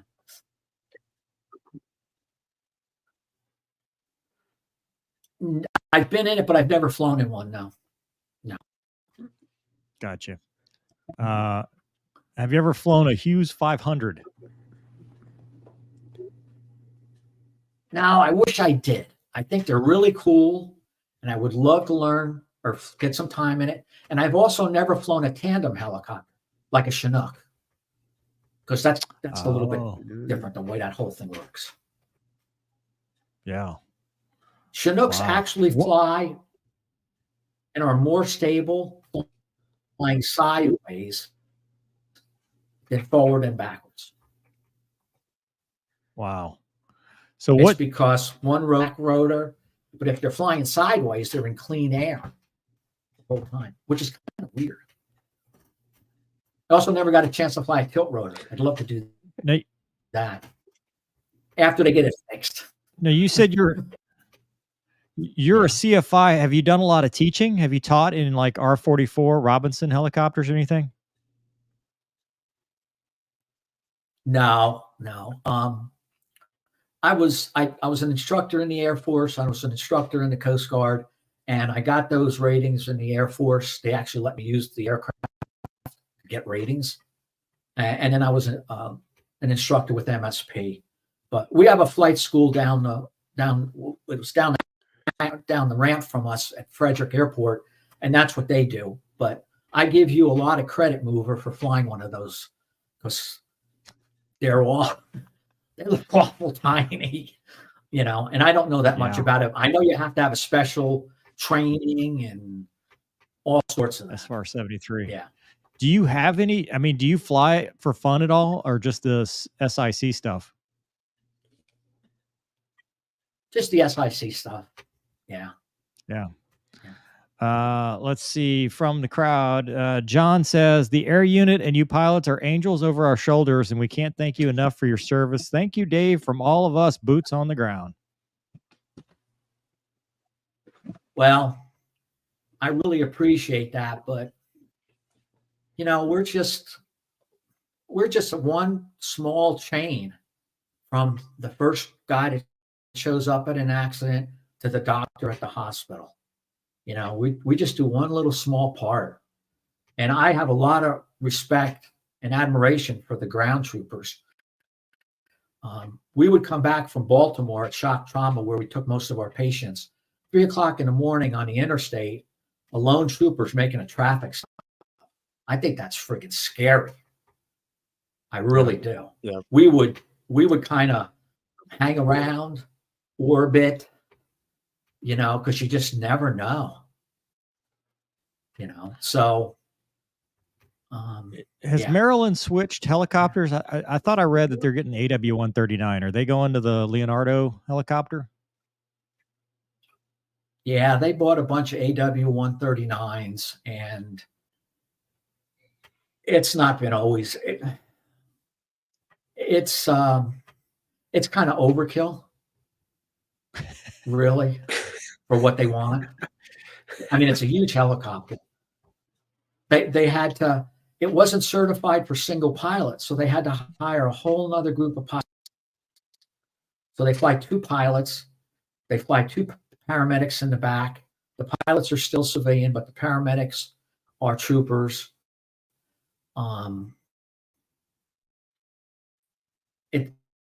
It's got some issues operational issues.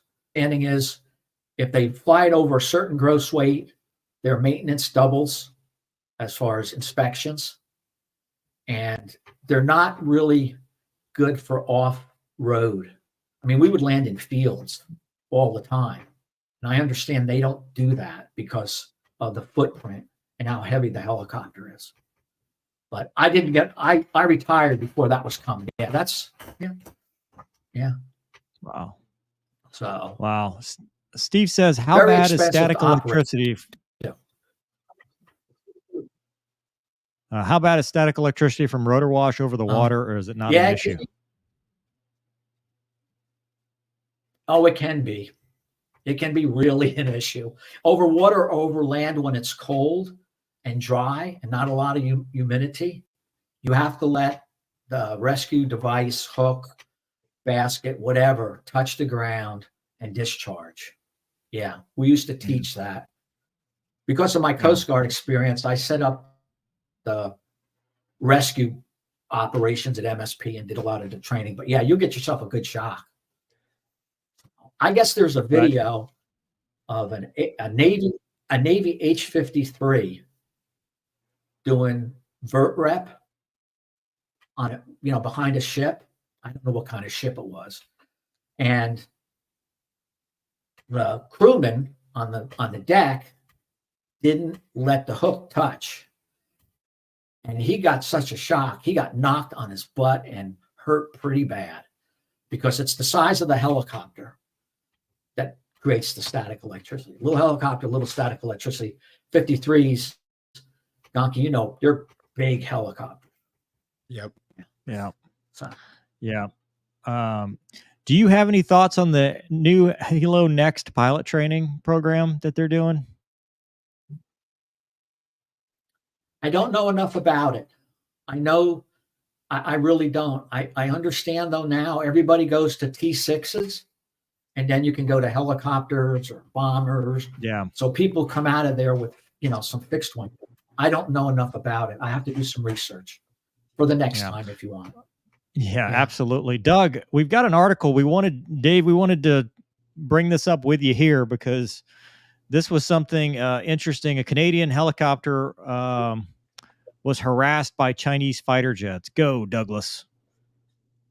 So it was Sikorsky CH-148 Cyclone operating from RCN ships underway. So probably, I guess they're just practicing taking off and landing and rescue stuff.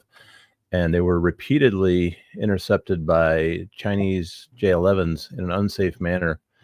They said with successive passes, one jet eventually conducted a pass over the helicopter, causing the helicopter to experience turbulence and take appropriate actions. During a separate sortie later the same day, the Cyclone was again intercepted by a J-11, which Canadian defense officials say launched flares directly in front of the helicopter.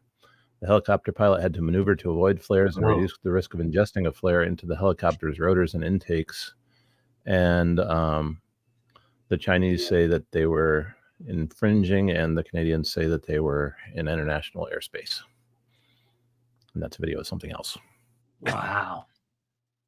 Yeah. Dave, what do you think about I hadn't heard of that. That's very serious. Yeah. Well, yeah, it doesn't take much to take a helicopter down. Okay. Turbulence, flares, going through the rotor system, getting ingested.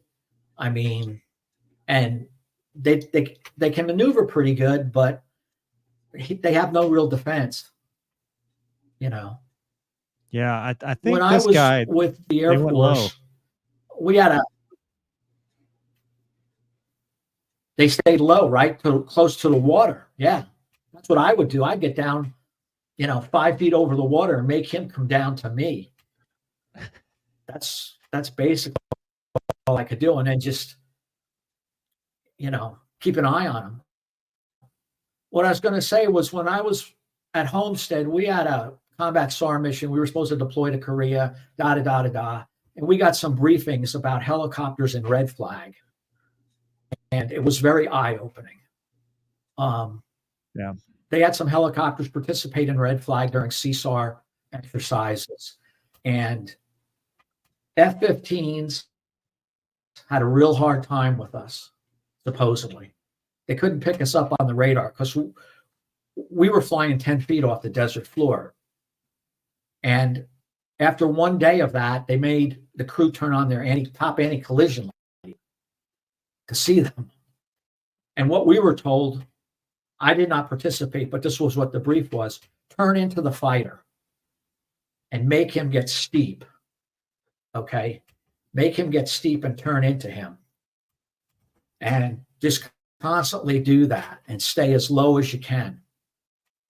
What came out of one of the exercises, one of the red flags, was a couple of things. A-10, no hope.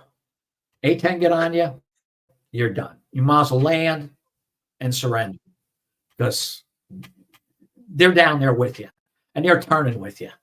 And they don't even need 30 millimeter gun because the friggin' side of the aircraft is like aluminum foil.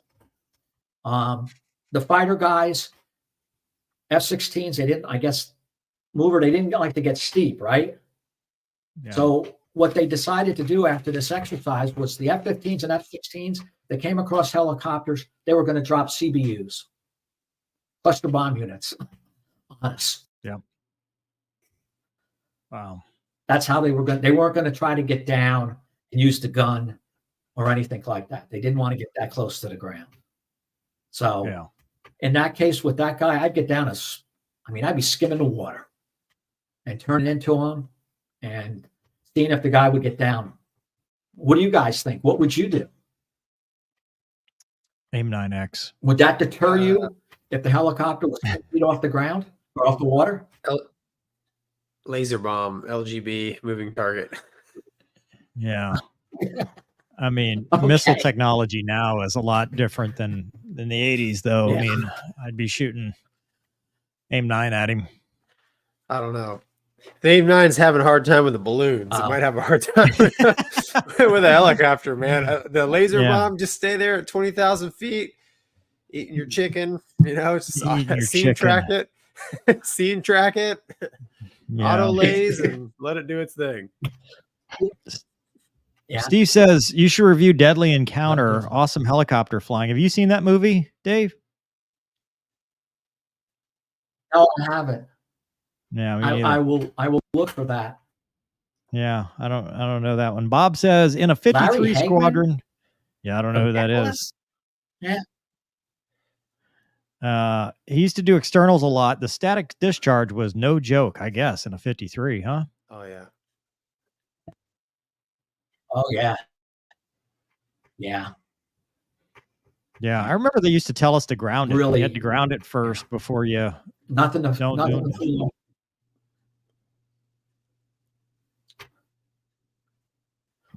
let the hook or the force penetrator or whatever touch the ground and then go ahead and grab it. And I know on the 53s and on the 47s, the guys on the ground have this shepherd's crook thing with a wire that's, clipped to like you ground when you refuel. It's kind of clipped to the vehicle or whatever. So the charge goes from the helicopter through the shepherd's crook and then down into the Humvee that you're lifting or whatever. Yeah. Yeah. Modman says, you lose your engine. Would you rather be in an R-44 and auto rotate down or a Cessna 172 and glide down? Oh boy. I'd say R-44 if I had to, or a Huey. What do you think, Dave?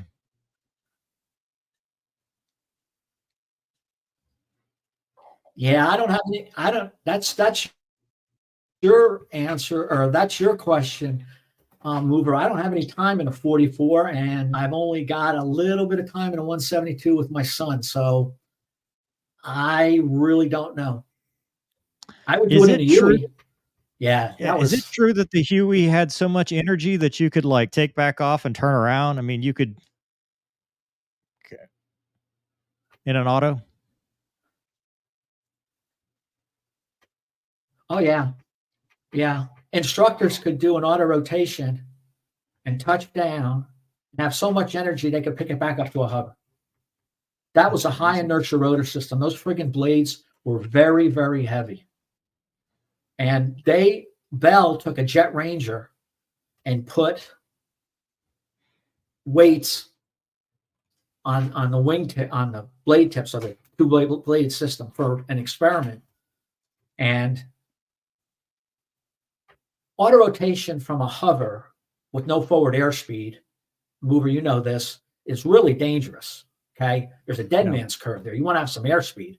They eliminated that whole dead man's curve from the chart with this Jet Ranger with this mod on it. The problem, they decided they didn't want to go commercially with it because they would have to rebuild the gearbox and all of the head because the blades were even heavier. Yeah.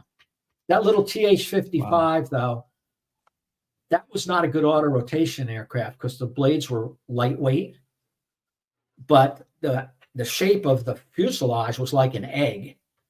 Well, if you screwed up the auto at the bottom, you'd roll just like an egg, like a US 500. Yeah.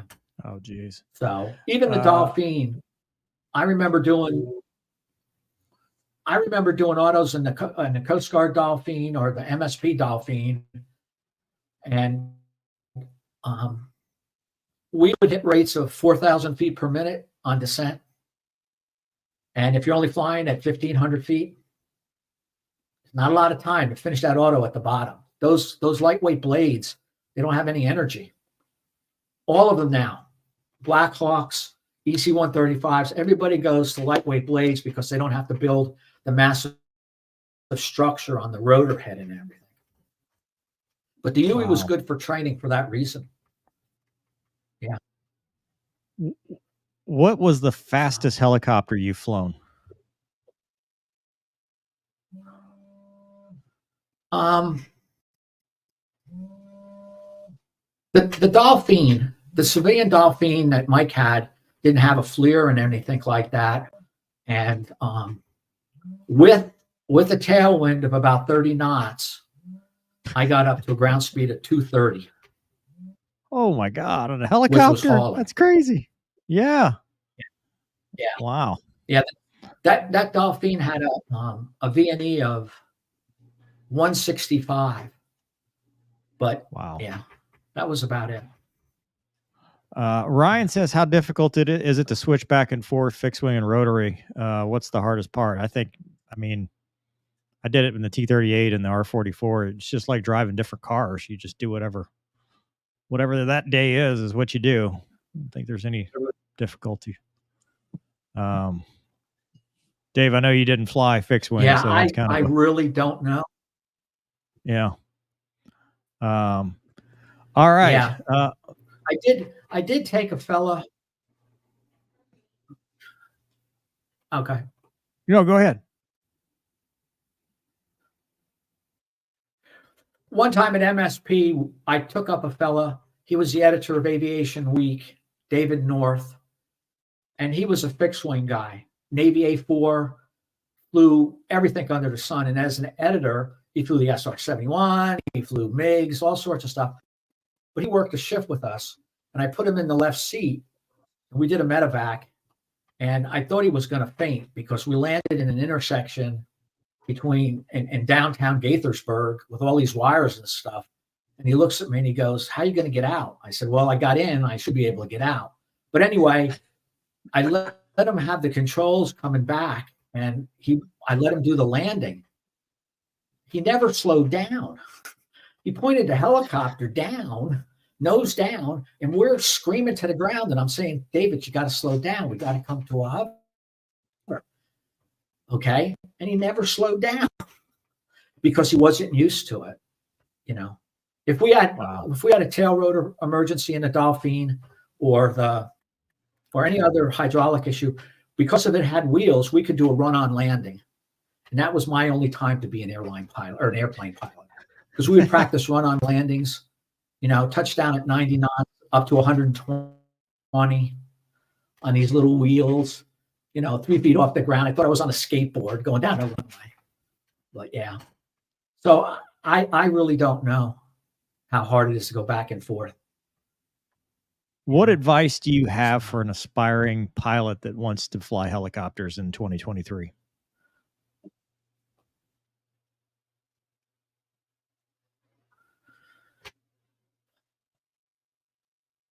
I really would say, if you want to shoot guns, do the Army thing. If you want to do rescue and all sorts of stuff like that, do the Coast Guard. One of the things I learned in the Air Force as a helicopter pilot back then was we were the stepchild of the stepchild of the stepchild. Okay. They didn't have a full bird colonel who was a helicopter pilot in the Air Force when I was in, So it was, they needed you when they needed you, but it was not a real great career path. But in the Coast Guard, the helicopter guys are at the top of the pyramid, and those C-130 guys, they're at the bottom. Because that's what you see on TV is, the guys up in the North Atlantic or, Alaska and stuff. So, that's what I would suggest. And if you go Army, I remember looking at one of your podcasts, you were talking about the warrants. That's what you do. Because the warrants will do the flying. The officers, not so much. Yeah. You stayed an officer throughout your career, so you did a transfer every single time. You guys got a minute for a last story? Yes. Right. Yeah. Yes. Go with your story. All right. 2 hours of duel. 2 hours of duel in a P-51. Yeah. Okay? Worked a whole bunch of overtime at Air Methods, working 9 on and 2 off. Had all this extra money. Everything was looking good. I said, I got to do something for myself. So I contacted Stallion 51 in Kissimmee, and they provide P-51 training for your letter of authorization. And they offer rides. The guy's name is Lee Louderback. He's probably got more P-51 time than anybody on the planet now. And he has 2 P-51s, dual cockpit, full dual cockpit. So make an appointment, go down there, got this fella, F-15 pilot. He's going to be my instructor. Homer was his nickname or call sign. Great guy. Leading up to this, I had never done acrobatics before. And I'm thinking to myself, I better not get sick. Okay. So mental, not getting sick. Go through the whole brief, get the flight suit. I'm on a flight suit. We go out to the aircraft. I got to wear a parachute. I'd never worn a parachute before. Oh, what did I get myself into? Get in the aircraft. I'm in the back. Homer says, I'll start it. You can only start it from the front.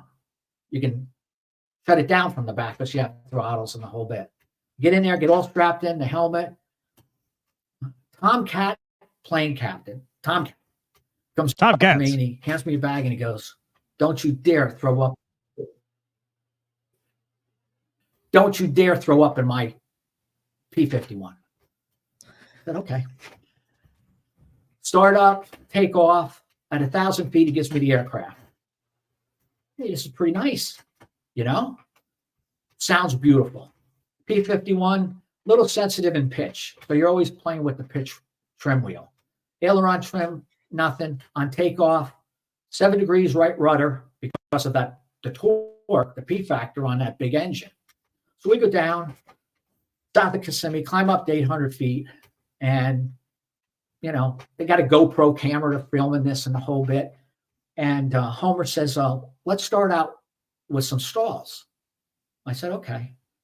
Well, we do a stall, and I'm pulling back, and I'm slowing down to like 60 knots. And I'm about 80 degrees nose up. And for a helicopter guy, that is not a good picture. Okay, because I'm never on my back flying a helicopter. But the thing just kind of rumbles a little bit and falls off to the side. Really easy. So I did a bunch of stalls. Then he says, would you like to do a roll? I said, sure. So, and Mover, you know this in the R-44 and helicopters, you move the controls very lightly. So I've got the stick. He has me set the manifold pressure and the prop RPM. He handles mixture. I'm not to touch mixture. And I said, fine. So I take the stick and I move it about 1/4 of an inch. The airplane doesn't do anything. Homer goes, that's not what you do. And he slams the stick into my left thigh, and we whip around like crazy. And I said, whoa. And Homer goes, you got to move the stick. This is not a helicopter. So it was great. We did some loops, rolls, got to pull 4 Gs. Not bad. Nice. And yeah, he let me take it back. We flew, I guess you would call it a carrier break. Came over, okay. And he said, I'll be on the controls, but you can make the landing. I'm in the back. I can't friggin' see anything, you know. So I'm looking back, left and right, whatever. But the winds changed, came around to a quartering tailwind, and he took it. So, but it was so much friggin' fun that I had to do it 2 years later with another hour. And this time we did accelerated. We did accelerated stalls, and that aircraft does not like accelerated stalls. You put it into about a 10 degrees nose low, got up to about 280, and yanked the stick back. That thing starts shaking, you know, and the recovery for that is to just push the nose over. Don't let it fall. But we didn't do spans, but we did rolls and loops and Immelmans. It was great. It was just super. And I didn't throw up. Awesome. There you go. Back, and when you sit in the back seat of that thing, you sit over the friggin' radiator. And I did this in October. I'm sweating like crazy. Got back, do a nice debrief. Crew chief is happy I didn't throw up in his aircraft, everything like that. And I was exhausted after both those flights. And it dawned on me, you know, in World War II, those 19-year-olds went out there, flew 6 or 7 hours to Berlin, whatever, fought against somebody who was trying to kill them, and then flew back. I didn't have that. I was just doing basic acrobatics, and I was exhausted. I couldn't believe that those guys could do that. Yeah. And that's awesome.